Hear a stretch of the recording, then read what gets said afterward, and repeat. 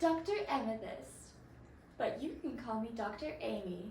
I am a geologist and I specialize in mineralogy. I study the fascinating world of minerals. Today, we are going to be doing our fourth lesson. We are going to be talking about how to identify minerals and specific properties that they exhibit that can help you. So, the first thing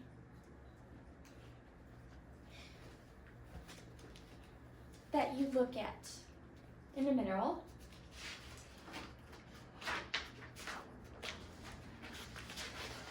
is its color. Now, color is not a very reliable way to identify minerals because many minerals can have the same color, yet be two completely different things. For example, amethyst, my namesake, is a purple geode variety of quartz, and lepidolite is also purple, but it's a mica. So when you identify, and quartz can also be many different colors such as white, pink, yellow, green, and even blue.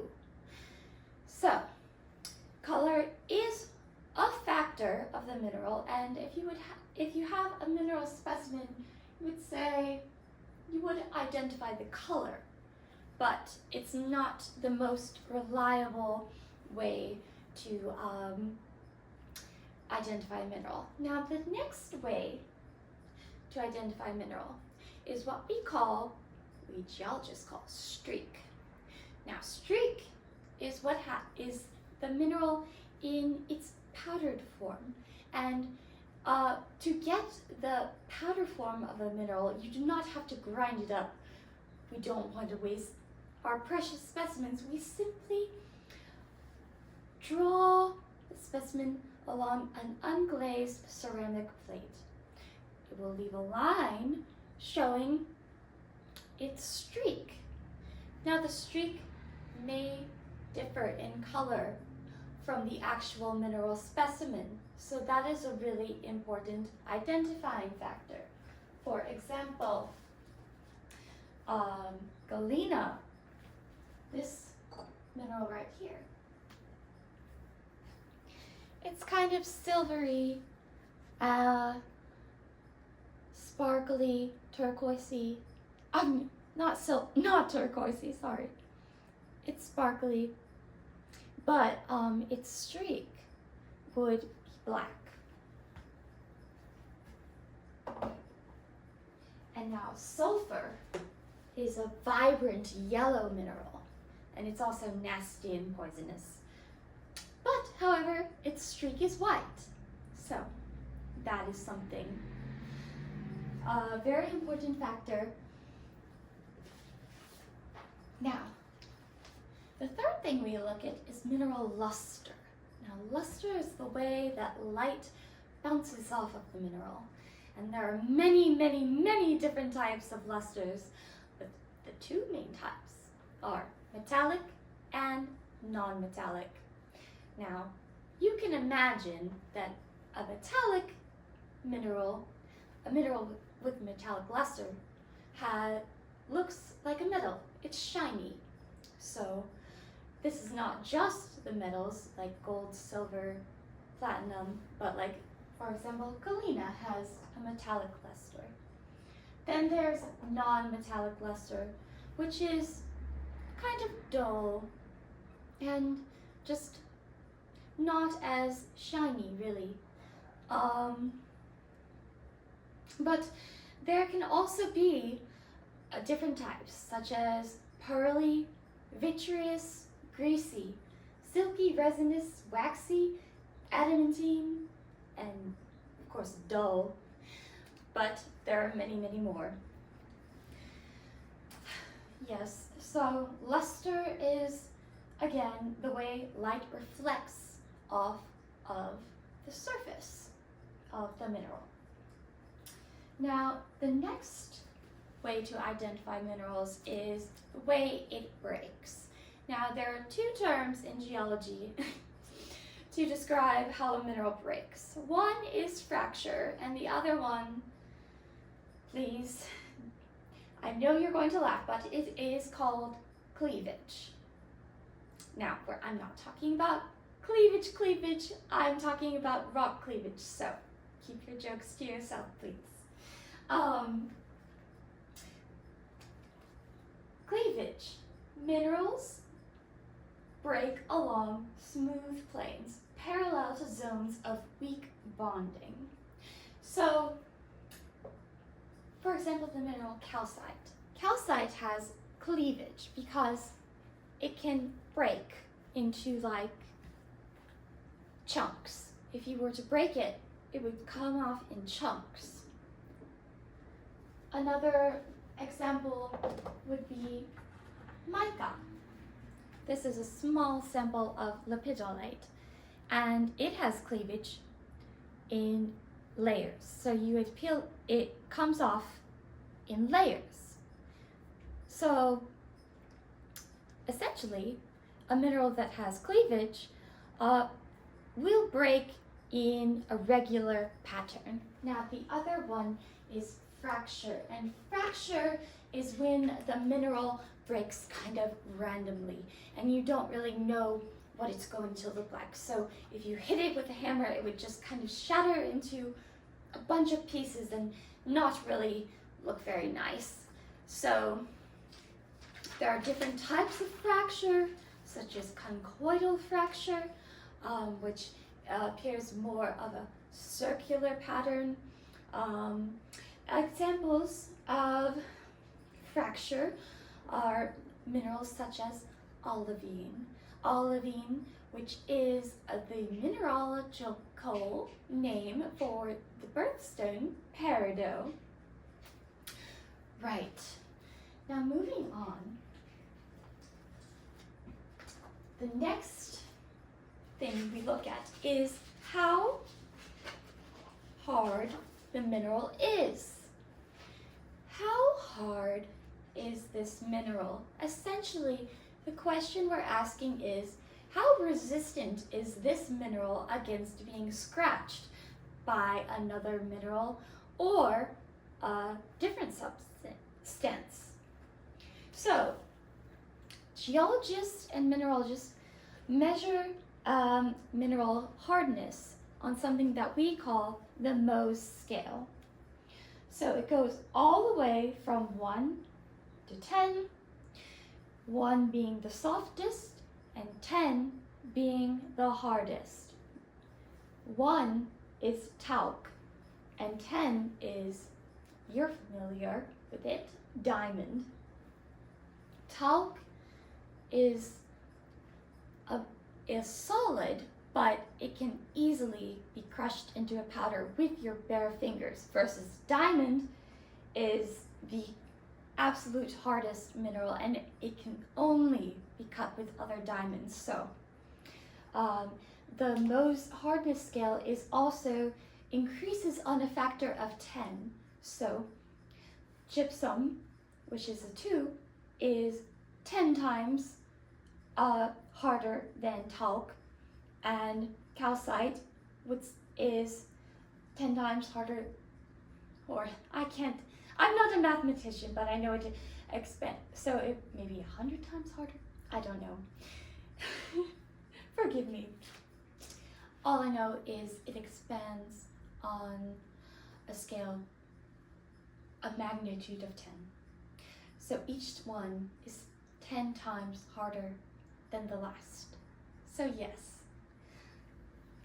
the scale is from 1 to 10.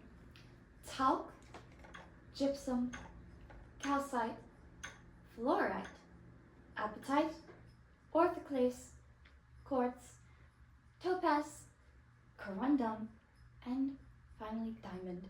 Now, all minerals will have a hardness of 1 to 10. And you can, if you have a handy dandy mineral book like I do, it will give you the average hardness of a mineral, but you can also test it to find the approximate hardness. One way you could do that is by scratching it, seeing if it scratches a piece of glass which has a hardness of 5.5. If it scratches the glass, then you know it's greater than 5.5. Or trying to scratch it on a penny, which has a hardness of 3. So if it scratches the penny, it has a hardness of greater than 3. And there are different at-home tests that you can do to see the hardness of a mineral. But if you look up, if you're curious about a certain mineral and you look it up, generally you will be able to find it. Now,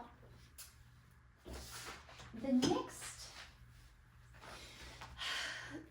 next quality is a mineral's specific gravity. Now, specific gravity is how the mineral's weight in relation to its size. So for example, galena has a high specific gravity because it's very dense.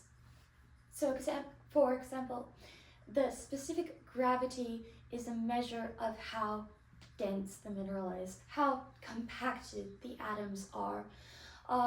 Mica is less dense. It has a looser atom structure and lighter specific gravity.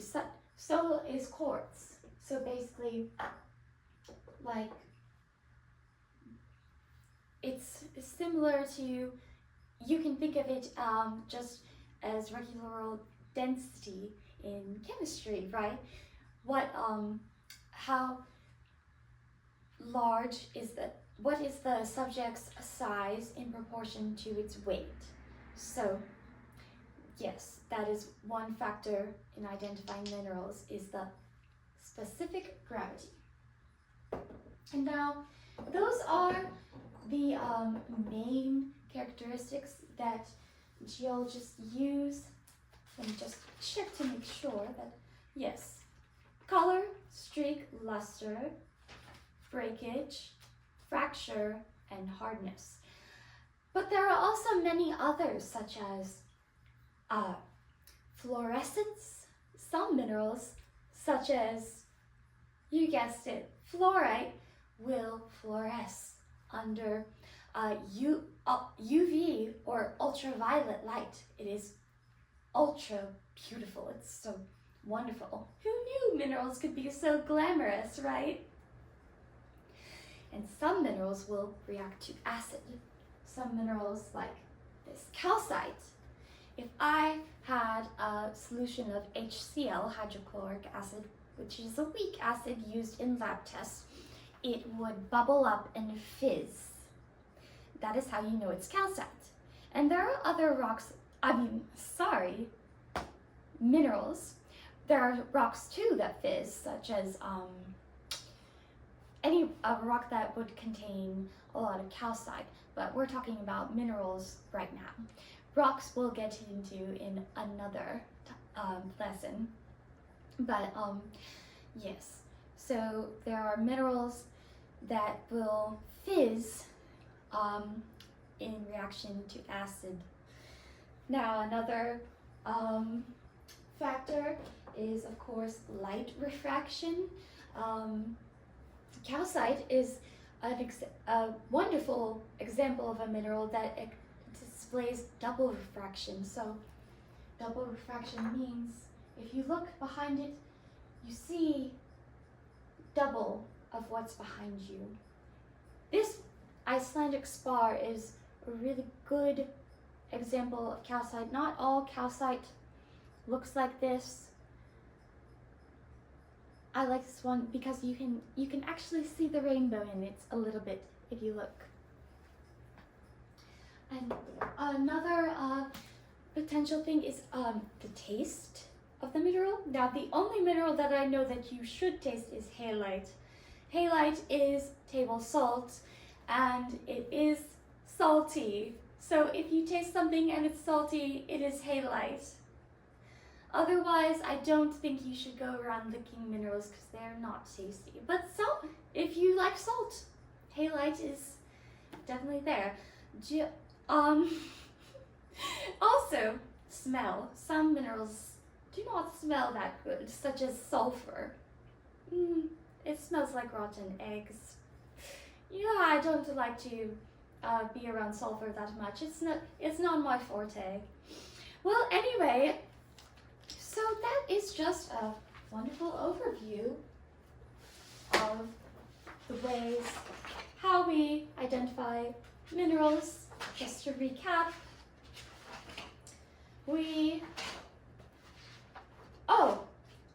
I forgot. Also, habit, mineral habit.